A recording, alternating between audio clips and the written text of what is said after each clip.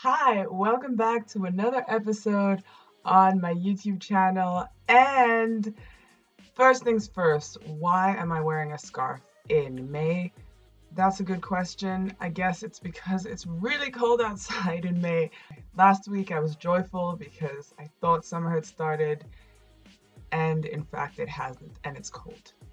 Anyway, let's talk about our topic today. Our topic today is sex and singleness. So this video this week is going to be about the biblical principles of sex in a very quick nutshell, and next week will be more about the practical side of things.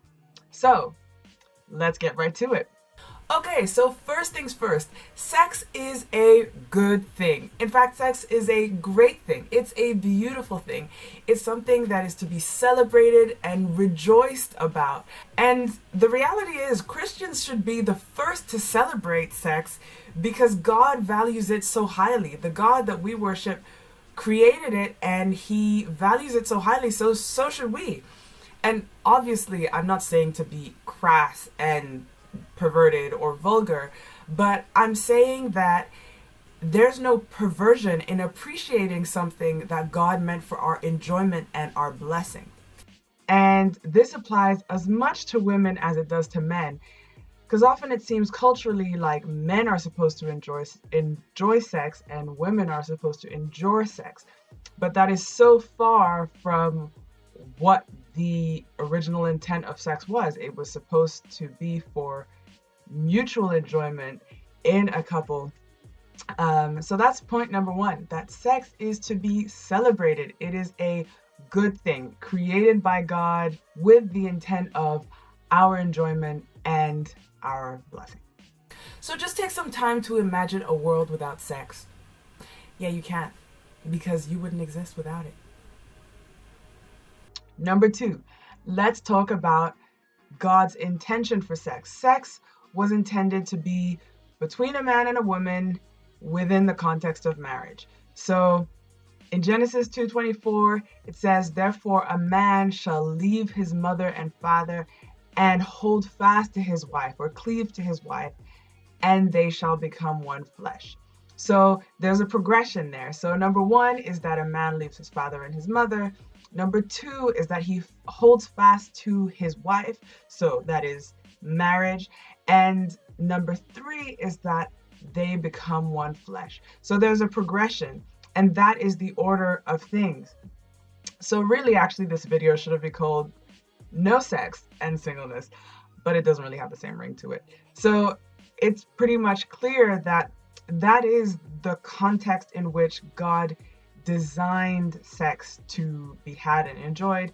Sex is not only about satisfying one's desire and getting a quick fix, but it is the most vulnerable thing that you can do with your body. And it's meant for producing intimacy between two people who have entered into a covenant with one another. So that is God's intention for sex and how it is to be used and enjoyed. And anything outside of that falls outside of what he created it for. And this is a sticking point for a lot of people, because a lot of times when people think about church or church rules, not having sex before marriage is really high up there on the list of do's and don'ts that Christians or practicing Christians engage in. But there's a context to it, and the context is God placing a high value on sex so that you can enjoy it in its context. So let's take the opposite, where one decides, well, I'm going to have sex pretty much with every person I desire to. And then one day you decide, okay, now I do want to get married. The reality is, when one does come to marry that person, sex isn't going to have the same place that it might have had if you didn't have all a string of people to compare this person that you're marrying to. And sex is pretty much the one thing that within that relationship you're not going to engage in with anyone else. So it also just makes sense that you would want to keep that something that you only have with your spouse. I'm just talking on a practical level and for a most important relationship in your life. So, speaking of rules and commandments of thou shalt not have sex before you're married, I think it goes slightly deeper than that, and that God did not say that just because he knew that people would miss out on a good thing if they followed that rule, but the idea that sex is a beautiful thing. Anything that is beautiful and precious is something that is to be guarded and protected.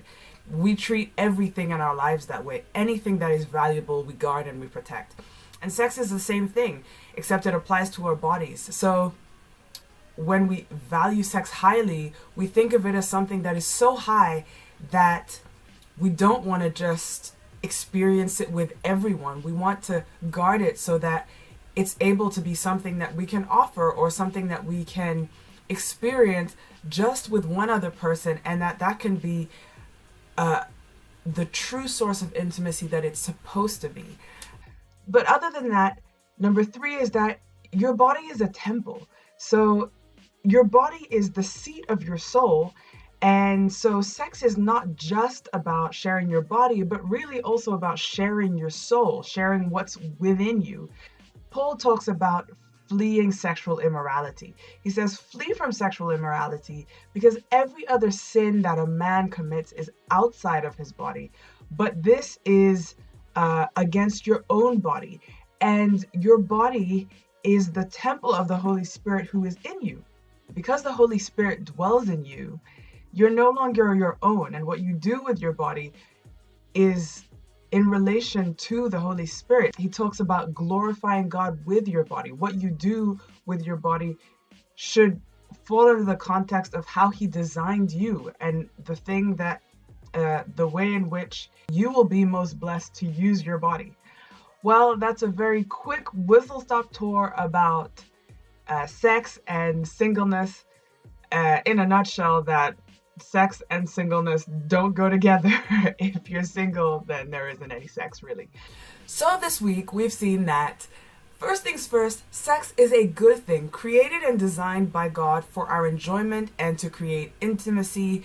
And number two, that is within the context of a marriage between a man and a woman who have entered into a covenant relationship. Number three, the fact that your body is a temple and that sex is only to be used with the protecting shield of the covenant because your body is where the Holy Spirit dwells. So that was this week, and that is the very quick overview of the biblical principles of sex.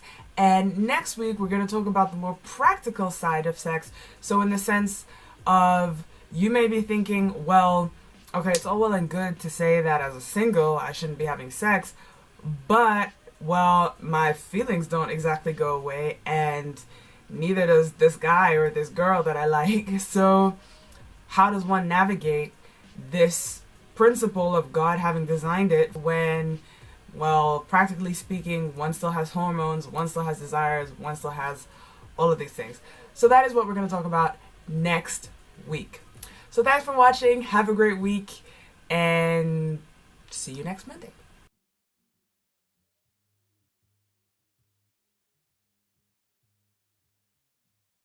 Let's talk about sex, baby. Let's talk about you and someone of God's choosing for you.